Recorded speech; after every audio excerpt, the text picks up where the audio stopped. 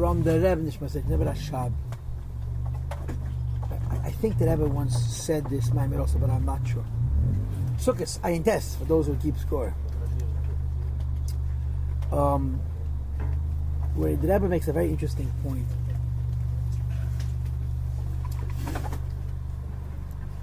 The point he makes is, and they're innumerable, there are many, many, many manifestations, expressions of this constant. What the Rebbe says is that in Yiddishkeit there are two models.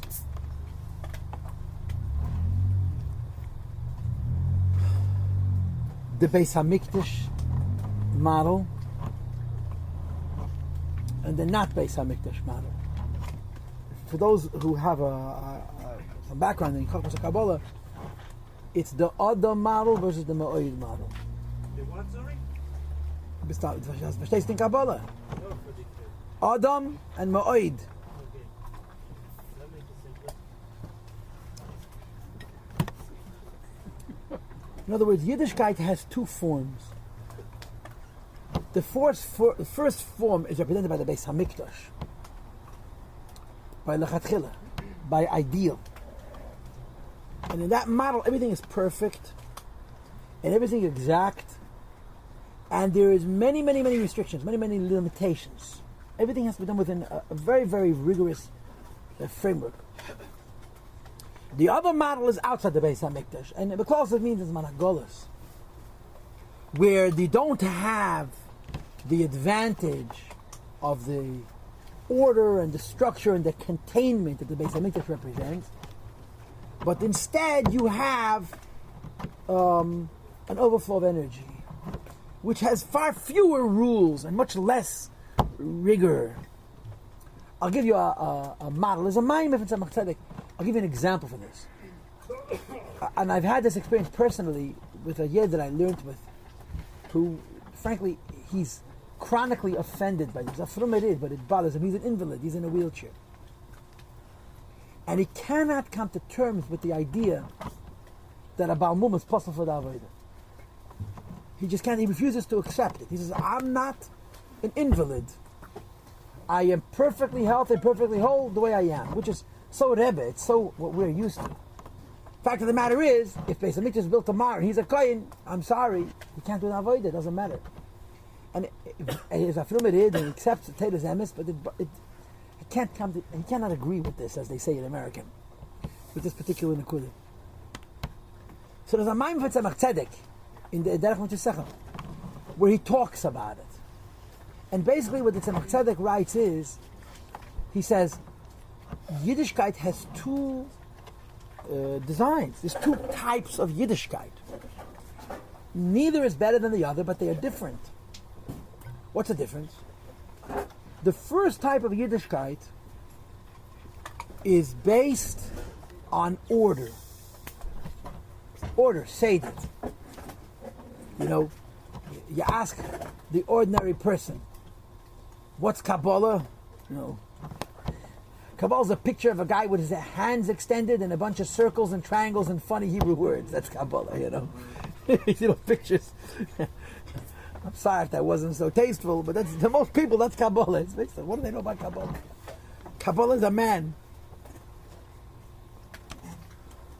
What does that symbol represent? What does that picture mean? You know, look up in the Encyclopedia Britannica. On the Kabbalah, there'll be a round circle with a guy inside, with his hands extended, and a bunch of Hebrew words and circles, big circles, little circles, triangles like this, triangle that, and words nobody could read. That's Kabbalah. Wow, it sounds interesting. You know? What that model represents is that Yiddishkeit believes something which I suppose some would say is un-Western. There is an ideal human being. That's what that model means. There is a perfect way to be human, prescribed by Torah, and you cannot change it. There's no liberalism in this. You have to follow the Torah. You have Ramach mitzvahs. You cannot do Reish Mem Zayin. Rachman was not do Reish Mem Tes. There's Ramach Hevrim. There's Ramach mitzvahs. There's the ideal way to be a Jew. And if a person conforms to the ideal, to the lechatchil, the way to be a Yid, he's called in Chochmas HaKabbalah Adam Sachakal, a mensch. Like Adam Rishon was called Adam, that's all. What happens if you mess up? Or to be very blunt and to speak in juvenility for a moment, you're messed up. It's not even your choice. In other words, whether we're invalids biologically, physically, or invalids spiritually, like to use, for example, is managolas. Rubam kekulam of the mitzvahs I say, we cannot keep. There's no Eretz Yisrael, there's no Beis Hamikdash, there's no Kol Yisrael Leho. We can't, it's not our choice. Right? This Daily Yisrael, and the Chavetz Chaim made a list of how many mitzvahs I say we could fulfill. It's a fraction. It's a fraction of the Ramach mitzvahs. There's nothing you can do about it. Which means the Eibush is telling you, du wirst kein Adam nicht sein. You can't be a mensch. So what are you going to be, an animal? What's the alternative? So the English word, which I think most adequately expresses the Kabbalistic insight, is we compensate. We can't do all the mitzvahs, but the ones we do so much to make up for the mitzvahs that we cannot do. Adam is defined by shleimus. That's really the right word. Shleimus. Shleimus means I have time for everything. I have time for tefillin, I have time for mezuzah, I have time for kosher, I have time for talmud Torah, I have time for tefillah. Out, zman Torah l'chud, zman tefillah l'chud. Everything has time in its place. And in the ideal Adam, there's no such thing as I don't have time. Every mitzvah has its time in its place. There's no such thing as I have no mental space. A person who is an invalid, physically, represents spiritually a different model. That's nicht Adam. This is miyoid. That's the fancy word. We just say, my existence is to compensate. Compensate means I cannot do everything perfectly. But the things that I can do, I will do better than the person who is able to do everything perfectly. They gave out a film. Gem gives out films that are truly gems. They spell it with a J, but they're gems with a G too. So they gave out a film, it's called Faithful and Fortified. It's wonderful. I mean, they're wonderful about Eretz Yisrael. And in this film, amongst the different things they have there, is the meeting that the Rebbe had with the Tzahal. They came to America, it was 1977, I think, or 75. A whole group of the wounded, from the Yom Kippur War mostly, and also from the 6-Day War. You know how it is. As soon as the war is over, you forget the invalids. During the war, you promise them kol tov. And these are people who were once young and healthy and fit. They were built like oxen. And now they're pathetic. They're stuck in a wheelchair. And people give them false empathy. It's so difficult to be able to empathize, to understand. What they want is to be understood. They don't want empathy. They want you should know what they're feeling. And yeah, I feel for you. Bubba mice, you feel for me. You feel good about feeling bad, you're going to go home and go to sleep. They all described meeting the Rebbe that they understood the Rebbe understood them. The Rebbe got it. The Rebbe understands what it means to have been a soccer player and not have no legs, or to have been an artist and not have no fingers, that kind of thing. And the Rebbe spoke to them. And when the Rebbe spoke to them, the Sikha, they have the audio, it's very wonderful. The structure, the design of the Sikha was Kamas and Echas, quantity and quality. And the Rebbe said that what people cannot do in quantity, they can make up for in quality. And the Rebbe said, therefore, when a person is put into a position, not by their own choice, where they're not in a position to have the quantity, and they are forced by destiny, they're forced by life, they're forced by circumstance, forced by reality, to make up for it in quality, they're not invalids. They're extraordinary. That's when the Rebbe introduced that idea. But this was the spirit that the Rebbe spoke to Sikh. In other words, this is not just making them feel good, because the last thing they would accept is someone trying to sell them a bill of goods. You're wonderful, but you sit in the wheelchair for 80 years. They're saying to them, you've got difficult lives, and you will succeed. They're never going to get their legs back. They're never going to play the violin, but they will succeed. So the Rebbe is not ignoring their compromised condition. The Rebbe is not making believe everything is good, which is what we love to do when you meet people who are not well, God forbid. He was saying, you're going to make it. Guys, you're going to make it. But that doesn't make them whole. So this is what the Tzemach Tzedek says in Derech Maimon, in Derech Mitzvah. He says, a Baal Mum is not allowed to work in the Beis HaMikdash. Not because there's something wrong with him. He's a different kind of person. The Beis HaMikdash represents Shleimus, Adam. You can only be an Adam if all the plumbing works. If everything works in order, which means to say, spiritually speaking, you're able to do all of the mitzvahs as they were designed by Atzmas Musa and Baruch to be done in Al-Chatchila Dikhaif. You belong into the Beis HaMikdash. A Baal Mum does a little bit, not because he's unqualified. He's he's traveling on a different tack. What we love to call, correctly, the tshuva path. Baal tshuva never going to become tzaddikim. You know, if you feel good by the Gemara saying Baal tshuva are higher than tzaddikim, just be honest enough and ask yourself how long that experience lasts. But you can lie to me, but just don't lie to you. Baal tshuva is higher than tzaddik doesn't make him a tzaddik. It makes him higher than a tzaddik. There's a big difference. Because the definition of tzaddik is normal. Normal means balanced. Again, for the Kabbalist in the room, the magic word is tikkun. Not mistaken, being fixed, but ABF, already been fixed. That's what Adam is. It's a type of Yiddishkeit. It's not a type of Yiddishkeit which is compensatory, making up for deficiencies. I hate to use this example, but I think it's a very realistic one. There's animals called a crab, right? And I would imagine most people don't even know what it looks like. Crabs are these funny-looking crustaceans with this gigantic paw, this gigantic claw. It's so disproportionate. The claw of the crab weighs more than the whole crab. And they stay out of the way. It can give you a good pinch. Yeah? So, to me, a crab is a mushal for a Baal Tshuva. It's not... I didn't mean it that way. The point is, here is a creature that's deficient in so many ways and has one incredibly powerful limb. It's like a person says, I can't do Tayag mitzvahs, but the Mesiras Nefesh, I'm as rich as anybody, Like the Rebbe once explained. The Yidden in Russia can't do mitzvahs, but they have enough Mesiras Nefesh for all the Jews in America. That kind of thing. So it's a different kind of model. So this is Maimeh. This is all an introduction. This is Maimeh from the Rebbe Rashab, Ayin Tes, Sukkot, where he talks about these two models, and the mashal that he gives is Yom Kippur and Purim. Because Yom Kippur and Purim represents this in the extreme. Yom Kippur is the holiest day of the year.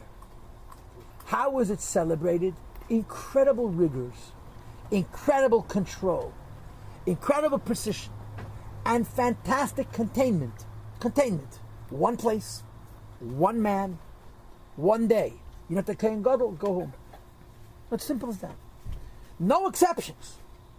It's incredibly intense. It's incredibly lyhadus. It's incredibly ideal. But that's what's on the Beis HaMikdash. You fast, right? Our custom is we wear white. Men wear white. We're like angels. In other words, we're higher than Gashmias. We spend the whole day in shul, Chumash, Tzilis. It's all about containment, right? The philosophy, the mysticism behind it is that Yom Kippur's center is Goydel. In other words, at the heart of Yom Kippur, what does Goydel, what does the lottery represent? That there's something irrational about it, or super rational about it. But the super rationality of Yom Kippur is contained, is packaged in such intense control. Even going to show Yom Kippur is an intense experience. Allah has come the Kohen Gadol in Yom Kippurim in Kedesh HaKadosh. The opposite extreme is Purim. What kind of holiday is Purim? It's a free-for-all. The Rebbe once spoke Purim. The Rebbe said once that the din was that after Yom Tif, they would send out shluchim during Yom Tif. They would send out shluchim because of Kalas Reish. People celebrate. The time of the Beis HaMikdash, the Yidden, they ate meat and drank wine. They mamish had a feast. Families got together and they partied. We don't understand that. We don't allow ourselves such excess. But in the times of the Beis HaMikdash, Yom Tov was serious business. You watch the Barbadians in the park, they know how to party, yeah? At the barbecue, and everyone's sitting around, drinking beer and playing the boombox and just nothing else to do but hang around, yeah? Maybe Sukkot, they didn't have a boombox, but they hung around. It was a feast. It was Chatzi Lochem. Lochem doesn't mean learning a Maimeh Chassidus. That's Lubavitch propaganda. Lochem means eating and drinking. It's Simcha L'Basar and Simcha L'Yayin. So they sent out shluchim to maintain tznius. Says the Rebbe, how come they didn't send out shluchim Purim? Purim in Zman Bayesheni was a brand new Yom Tov. it was far more meaningful to Yidden than Pesach and Sukkot. Pesach and Sukkot, they worried about excess, about people getting frivolous, out of control. Purim is, the mitzvah is Adalai Yada. The simcha of Purim is beyond the simcha of Pesach and Sukkot. How come there's no shluchim? And the Rebbe answers, because on Purim, nothing bad is going to happen. Now, don't ask your local Hatzalah, but that's a detail, yeah? In other words, the simcha of Pesach and Sukkot is when Didav Akbar is a limit. Anything which has a limit can have a liability. The simcha of Purim is bligvul mamish. Adalai Yada. Goydel, right? Just like Yom Kippur is about a lottery, Purim is also about a lottery. In other words, there's an element of higher than reason. But on Purim, it's the extreme opposite of Yom Kippur. In other words, if Yom Kippur is Yechida in its most contained form, Purim is Yom Kippur in its most overflowing form, its most uncontained form. And because it's Yechida, everything will be okay. You understand? And Yiddishkeit has these two models, the Beis HaMikdash model and Asa Beis HaMikdash model. Teira mitzvahs, in the Lashon Chassidus, Teira mitzvahs versus Avodas HaTshuva. They're very different things. This is true in Yiddishkeit. As you get against Yiddishkeit. Yeah. Beklalos, in other words, if you look at Yiddishkeit, the way Chassidus explains it, we would put it in other words. This is the difference between a deraisa and a derabbanan. Things that are written in the Torah have to conform to the medidas v'agbolos of the Torah. Things that come from the derabbanan, things don't have those rigors are overflowing. And this is especially true of Minig Yisrael. Minhag Yisrael are especially so, like I explained to you before about Simchas Torah. It's a Minig Yisrael, not because it's less important, but because it's so important it can't be written in the Torah. It's outside the Midas Vagbola. So I was thinking to myself, which aspect of what was done inside the Beis HaMikdash is closest to the outside the Beis HaMikdash model? In other words, where in the Beis HaMikdash did you have something which is similar to the Tshuva model? And I really think the answer is Simchat Beis HaSheva. Look at the calendar. Look at the calendar. The Rebbe has sichas on it. The Rebbe has sichas on it. The Rebbe explains it. Midiraisa, there's no such thing as a simcha bli gvul. Just like midiraisa, there's no such thing as tshuva bli gvul. Just like midiraisa, there's no such thing as tefillah bli gvul. I don't have time to explain all this. Midiraisa, there's no such thing as simcha bli gvul is. Because it's a medida v'agbola. You know, the famous medrash that the Rebbe brings all my modern, right? Shalu la nevuah. Shalu la chochma. Ha nefesh achetaz b'ma tiskapet. Entfrit chochma. Ha nefesh achetaz hi Thomas. They asked chochma, they asked wisdom, which goes in chochma of malchus of atzilus. If a person sins, how can he be atoned? So chochma says, let him die. That's rationale, that's reason. They gave you an opportunity. You stunk it up, so it's tough on you. Shalul and Nevuah. Nevuah for the Kabbalah is Netzach and Heid. HaNefesh HaChataz, Mamet is Kapid. And the answer is, Ishav Yisurim. Shalul HaTeirah, which is Chachma Ilah, Chachma Atzilis. Yeah. HaNefesh HaChataz, Mamet is Kapid. And the answer is, Yavi Karben V'Yischapele. But there's an asterisk to those words, Yavi Karben V'Yischapele, which is not written in the text. And if we do that asterisk, we don't hiccup. The asterisk is you can only be a carbon for a shegi. For a mezid, there's no carbon.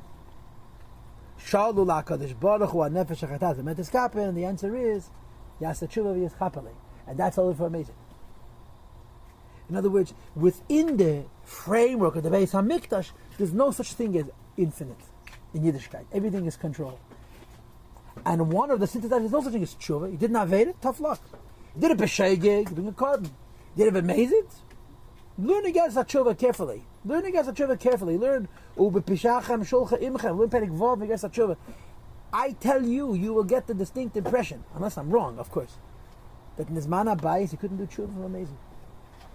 Tshuva is a result of Golus. Yes, there was just Golus HaShechina. And the Shechina, b'pishachem shulchem, Kedusha is in Golus. Kedusha is in Golus, you can save it. But when Kedusha is in Vimkoima, and you cut the chevel of his kashes between yourself and Eibush, it's cut. In In other words, the Beis HaMikdash model has very big milas, but it's very big bolus. The idea of a Jew expressing infinity, bli gavul, is a symptom of golus. With all the disadvantages of golus and all the advantages of golus. Tshuva, and as it relates to Sukkot, it's simcha. And I'm thinking that if you go through the whole calendar year, find the event that happened in the Beis HaMikdash, which is the closest thing to kuku. I'm sorry for being so colloquial, the closest thing to Meshuggah, the closest thing to people letting go. Only Simcha Beis HaSheva. There was nothing in the Beis HaMikdash. Everything was so controlled. Now, Simchas Beis HaSheva was also incredibly controlled. Most people didn't even dance. Only Chassidim had Jemais and so forth and so on. But nevertheless, the Simcha of Simchas Beis HaSheva was by night, tafke, and it was people dancing. It seems to me that within the framework of the Beis HaMikdash, Simchas Beis HaSheva was, so to speak, the closest thing to infinity, as the Beis HaMikdash could tolerate it. Which is the reason, this is the reason why the whole Inyan, or Sharif Tamayim, Meine Yeshua, is not Midiraisa. Nisach HaMayim is not Minatera. Nisach HaMayim is called the Minig Nevi'im, right? It's from the Nevi'im. There's a remez in Nisach HaMayim Minatera, because in the second day you have an extra mem, in the sixth day you have an extra yud, in the second day we have an iskehem, unesacheho, and so forth. I'm not a Balkeda, the Balkedas can tell you. Every single day the Kriya is a drop different. Min chasa, it drives you crazy. But okay, it keeps you busy if you pay attention. Yeah. The Tzdukim were against it. Right? The Tzdukim came out against it. The Tzdukim didn't tesh b'apeh, they were against it. That's why they would tell the Kohen, who was pouring the water on the Mizbeach, raise up your hands. Because once a Kohen poured the water on his legs, they stoned him with esregim. How do you say they esrogo did him? They stoned him. They killed him with esregim. It's a lot of esregim, I think. Yeah. And they forgot about pitims after that. Yeah, there was a major problem with the esregim shortage. It was a Shana Rabba, you think? They wouldn't. Otherwise, the esreg was too important. Yeah. Now, what's the pshat? So think about this. Yeah, you can talk about this all night long, and I'm sure you're really not interested in my pontifications. But the tzdukim believed only in Teresh B'Ksav. How do you explain this in spiritual terms? The tzdukim believed in revelation, Gili Alakus. Gili Alakus is be'ikir in Teresh B'Ksav, mikra. You do a mitzvah, it's a divine revelation. The Chazal added syogim, fences, mostly limitations, most of the things that you're not allowed to do. And even the things that you are supposed to do. The Torah Sheba'al Peh, the Takonos of the Chazal, don't have the same kind of revelation of godliness the Torah Sheba'al has. They don't, but they have something else. The revelation of the Jew. Torah Sheba'al Peh is ours. Not ours, we invented it. In Torah Sheba'al Peh, the Neshama comes out. Or to use language that we're used to, Yechida. The Tzdukim, the Bible, the Teresh B'Ksav, Lichtik, Torah Oyer, that's all. What happens when you have a deficiency in Torah Oyer? You have to make up for it. So Neshamas Yisrael. Shal HaKadosh Baruch Hu, Nefesh HaCharaz, HaMet Eskapel, Yasa Tshuva Eskapel. They were not into that. They didn't want the idea that in a Yid, this is the truth of Chassidus. There's more Yiddishkeit than in the Torah. They couldn't handle it. In other words, the Eibishter Taka gave us the Torah, but he also planted in a Yid something else. And when the Torah doesn't serve the purpose of a Yid, the Yid reveals the Yid within himself. And the Yid within himself is greater than the Yid within the Torah. In the Beis HaMikdash, again, I could be wrong, but I think the only example of this in the Beis HaMikdash was Simchas Beis HaSheva. In our lives, it's Simchas Torah. But in the Beis HaMikdash, it was an incredible Simcha. And it was Simcha Beis HaSheva was a Simcha with all of the limitations that it had in the Zman HaBayis, which we don't have. They didn't do a Shabbos and Yom Tiv. Only Chassidim and Anshe Maaseh danced. They did Dafka and Ezras Nashim, and so forth. It was a lot of control. You can't do it on Kingston Avenue. You have to do it in Beis HaMikdash. Yeah. But nevertheless, the Simcha of Simchas Beis HaSheva was not something that comes from the Torah. It came from Yidden. And of course, the relevance of this, the lesson of this, and the point of this is very, very, very self-explanatory. Because to be very, very direct, what should I say?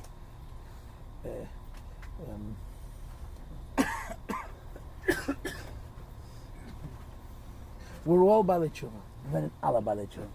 All of us. We live in a Baal Tshuva age, with all of the difficulties and all of the incredible advantages. You know, the famous mice with the Gerrer Rebbe, with the Lev Simcha Bunim. That a Yid came to the Lev Simcha. And they were talking, and for some reason they were talking about a person. I'm sure there was a reason for it. And this man commented to the Gerrer Rebbe, "Ed is a Baal Tshuva. He's a Baal Tshuva. Like, don't put me and him in the same boat." So the Lev Simcha said, "Are you a Baal Tshuva?" Me? No, I'm not a Baal Tshuva. So the Gerrer Rebbe tells him, "Why not?" This is a tshuva age. A tshuva age in practical terms means we are all compensating for deficiencies. And I mean ruchni is dike Sachen. In Gashmi is dike Sachen, we've never been healthier. You know, we live longer, we all do exercise, and we keep very, very good diet. It's called cholent and kishke and chicken soup and a lot of sodium. We're mamish incredibly healthy. Yeah? But the ruchni is, we're all compensating. Compensating means what? 1 bad day, 3 good days. 1 bad day, 6 good days. Yeah. So mitzad echad, there's the frustration of not being chatchila deke yidin. It's you know, you hate failing. Nobody likes to fail, and we certainly hate more than anything else the revolving door of failure. You know, we keep making the famous story. The Mendel Futterfass. The Mendel Futterfass was a master Fabrenger. And Reb Mendel had the stories. They published a sefer called Reb Mendel, and I read it twice. I usually read them once, and then I tell the stories till I forget them, or I make up new versions of them. But the Mendel sefer was so worthwhile. I was reading it twice until the new Igros Kodesh came out, and that's it. You know the new Igros Kodesh. There's a new volume of the Rebbe's letters, Friedekev letters. Unbelievable. The correspondence to Friedekev and the Rebbe, so personal, so incredible. I don't think they should have printed it. But you can't put the book down. And now that it's printed, you got to eat it up. Very, very precious. So personal. So full of love. And anyway, so one of the stories that I heard from Mendel myself, and Mendel told these stories over and over again, is a famous story about the 4 meanings of the word Hashamnu. He's like a young guy sitting in Koilu, and he thinks him and God are on a first name basis. You understand? Hashamnu? I sinned? Me? I sinned? There isn't a Gan Eden big enough for me. Hashamnu means the other guy. He sinned there. Hashamnu, that's why it's Lashon Rabim. We meaning the other guy. I'm just saying it with him to make him feel good, you know, make myself feel good too. Yeah. Then you become a little bit more honest. Hashamnu, I'm a good guy. But why do I have to assume he's a bad guy? Nobody sinned. Hashamnu is a bitmia. I sinned. We didn't sin, yeah. Me? Then you become really honest, and then you get stuck in the quagmire of what we're all living. This is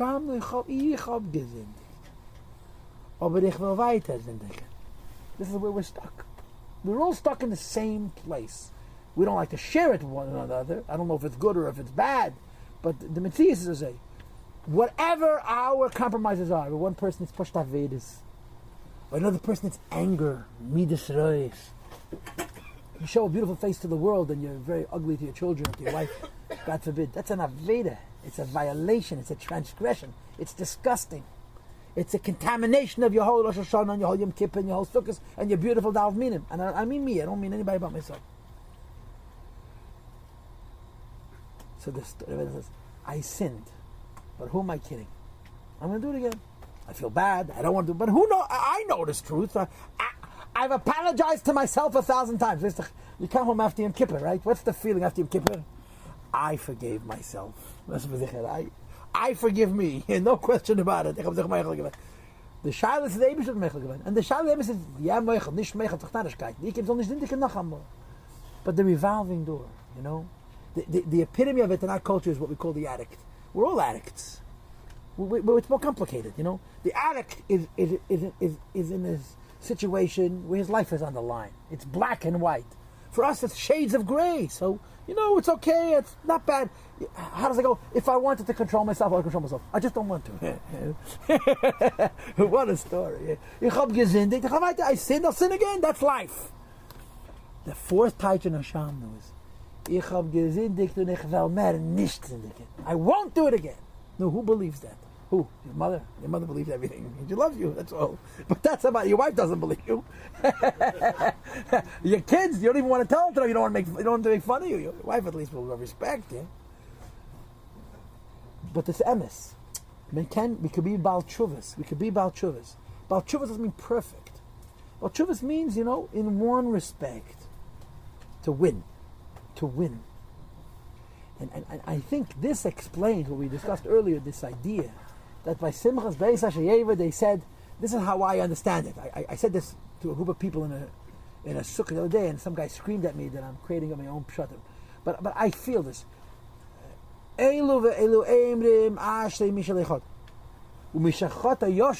What those words mean is, thank God we could do tshuva.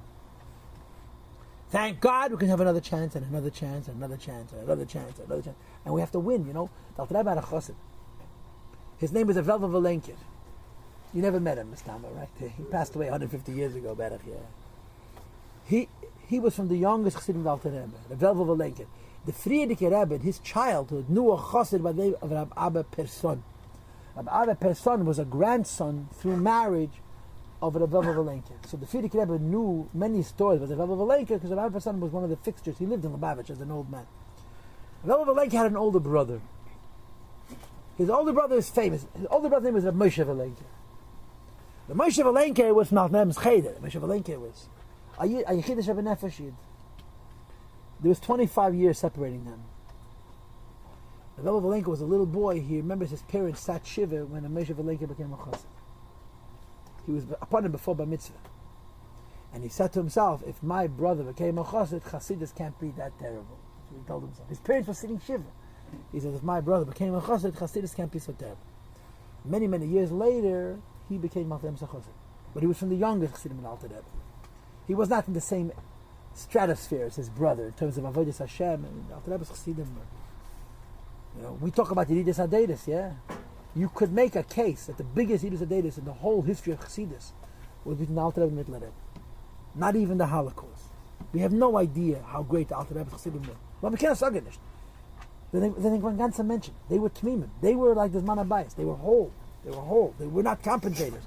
They were ganze Menschen. There was a war. The war with Napoleon is not just a nice story in Beis Rivka. Destroyed White Russia. Destroyed people's lives. Middle Rebbe's chassidim were not whole. They could know a Welt Chassidus and Amaratim and Nigle. They could be Gvaldik and Teiden Aveda and Benadmach Aveda. They were miserable. You forgive my candor. They were miserable to their wives. They were not nice people. And that's not Yiddishkeit. It's not. They were compromised people. Alter Rebbe's chassidim is like ganze Menschen. Anyway, the Rabbi Vavalenkir used to say, basically, he says,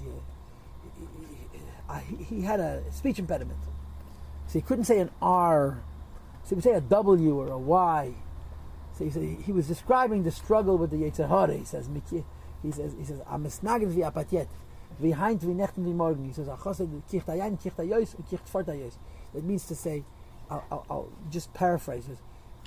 It's easy to be a portrait. You create a model, you create a shell, and you live in it, which means essentially you die in it. You don't live. He says, a chassid struggles. It's a struggle. Rabbi Asher once said, I think Rabbi Asher said once for Fabringen, he says, you punch the Yetzer Hara, the Yetzer Hara punches your last. There's only one thing. The last punch you should get. Before you keel over, before you assume room temperature, the last zet you should give the Yetzer Hara, not the Yetzer Hara should give you. And that's a successful life. It's frustrating. Yeah? But this is about tshuva. The Baal Tshuva's Meile is that he never gives up. And he always starts over. And he grows. You look at our world. Look at the world we live in. A Jew who's 50, 60, 70 years old can teach himself Aleph Beis. Aleph Beis. I'm not talking about stupid people. Some of them are very, very intelligent, very well educated, professionals, have made lots and lots of money, and they have enough humility as grandparents to learn Kometz Aleph Chodesh, about the David from a Siddur in the original Hebrew. That's a kleinigkeit. That's what tshuva means. Tshuva means it doesn't matter. You know, I'm 60. I'm supposed to be a Hasidic Yid. I've been from my whole life, but in this prat or in that prat, it's a lie. It's not going to be a lie anymore. You know, if a Jew, we had last year Gimel Talmuz, a forum for boys who are out of yeshiva. Boys, Bacham out of yeshiva. It was very, very well attended. And most of them were more the right side, the right wingers, the Frumada and so on. So I talked to them about learning Torah. You know, you didn't learn Torah in yeshiva, learn Torah now, you know. So they all asked me the same question, like, well, if I didn't learn Torah in yeshiva, how am I going to do it now, you know? And there's many answers to the question, beginning with, now you're doing it for you, not to satisfy anybody else. That helps, you know. The sooner we figure that out, the quicker we start living our lives. But I said to them, think about it. If a Jew who's 50, 60 years old has enough humility to learn how to read Siddur, and then how to learn Chumash, and Mishnah, and Gemara, you can't sit down and learn basic Gemara. We are a tshuva age, all of us. We can all start over. You know, you don't have to be terrible to do tshuva. You have to just be imperfect. And I think we're all prepared to concede, to admit that we're not perfect. Not perfect, you know. And like I said to you before, I think that in the Beis HaMikdash, the one occasion where there was a focus on the idea, it's not perfect, but we're going to make it work, is Simchas Beis HaSheva. Which explains why in the model of the Beis HaMikdash, it was the closest thing to Bli Gvul. True Bli Gvul is Simchas Torah. True Bli Gvul is Purim. These are Yom Tov, only the Rabbanan, not the Raisa. I mean, Purim is one of the 7 mitzvahs that Rabbanan. Purim is not mini Yisrael. Simchas Torah is a mini Yisrael. Purim is the Rabbanan. Aber Kederaisa ist das nicht. In the Lashon Chassidus, Purim is a mitzvah which comes from Yidden. Kayacha doesn't come from the Eibishter. Not because historically it happened too late, but because spiritually what the Yom Tov of Purim is can come from the Eibishter. Because the whole Yom Tov is in Yinat Tshuva. And Tshuva comes from us, not from the Eibishter. There's a famous order for the Rebbe, for those who are interested, that the middle Rebbe writes in a Maimer, and it's brought in the letter of my mother. It says, but there's no mitzvah. I think there's no mitzvah of Kiddush Hashem B'Deraisa. There's no mitzvah of Kiddush Hashem B'Deraisa. And the Emes says you could make the same exact statement. There's no mitzvah of Tshuva B'Deraisa, which is not true. One of the Tayag mitzvahs is Mesiras Nefesh. So the Rebbe has one of his magical footnotes where in one page he quotes the whole Torah Shval Peh, the Rebbe's Go'inus, and he goes into what the Rebbe means. He says there's 2 madreges of Mesiras Nefesh. There's Mesiras Nefesh as a prat and a mitzvah. Yorik Vayaver for Avodah Zarah, Yeroi, the Shvichas Domim. This is, in other words, there's an ian for Mesiras Nefesh that some mitzvahs you have to keep to the degree that you're going to give your life. This is Midarais. But the Mesiras Nefesh of Chanukah, for example, and the Mesiras Nefesh of Purim, I don't have time to explain why and in what aspects. There's a madrega of Mesiras Nefesh which is not Midarais at all. It's completely Midarabon. You know, the Rebbe has a sikh where the Rebbe says, if you'll study the story of Chanukah, you can ask a simple question: who gave them a right to go on such Mesiras Nefesh? You're not going to go start a war that you can't win.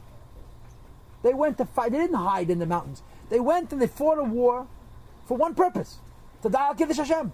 No one do that. It's Hepech HaTorah, Hepech HaHalacha. This is a Mesiras Nefesh, was steht nicht in Torah. It comes from Yidden. It comes from Yidden. And in the Beis HaMikdash, this is Simchas Beis HaSheva. U'b'meila, Simchas Beis HaSheva was within the framework of the Beis HaMikdash a Simcha Bli Gvul. That's why I have it all in my morning. U'shafta mayim b'sasei b'mayni Yeshua. Simcha Beis HaSheva is the Simcha of water. It doesn't make any sense. Why not? Why does water make you happy? Yayin mesamech elakim v'anoshim. There is a joy associated with wine. The joy associated with wine is b'medidah v'agbala. The joy associated with wine is limited. It's limited in Metzias and it's limited in Halacha. You cannot get crazy from drinking wine. It's not allowed. Yeah. Now you're drinking water, Sachar. You're pouring water. What's water? And the Simchas Bli Gvul has no limit. So basically means, without going into the subtleties, how does Chassidus explain it? Because when you are celebrating water, it's clear that it's not about the water, it's about you. When you're celebrating wine, to use a Lashon Chassidus, it's a simcha murkeves. The wine, the joy is qualified by the wine. The wine brings out the joy, and the wine contains the joy. Like there's a Chassidus, Yayin is Bina. Bina means understanding. Understanding makes a person happy, but understanding is also a limit to the happiness. When you are celebrating water, there's nothing to celebrate. So the celebration that the water brings is an infinite celebration because it's not about water. It's about a Yid. And I think, like I said to you before, that at least in some degree, the Gemara says that what did they sing at Simchas, Beis Hashem, they sang about, if I can use my own words, thank God we could do tshuva. We can't tshuva Torah. This is unser Torah. This is unser Inyan. You know, this is what we have to do. The Rambam writes, the Gemara says that the Rambam brings it, the Machon and them, that before Mashiach comes, you didn't have to do tshuva. But you have to be frei to do tshuva. You have to just live in the 20th century, 21st century to do tshuva. That's all. But we're not perfect. But we're not so calcified, we're not so hardened. They say, well, I'm 40, I can't make any changes. You can grow. Okay, genug l'chaim v'levrocha. The Eibishter half all is coming up from the Bepel Mamish, you know. I know how to make speeches. If I could only convince myself, I'll be terrific. L'chaim v'levrocha.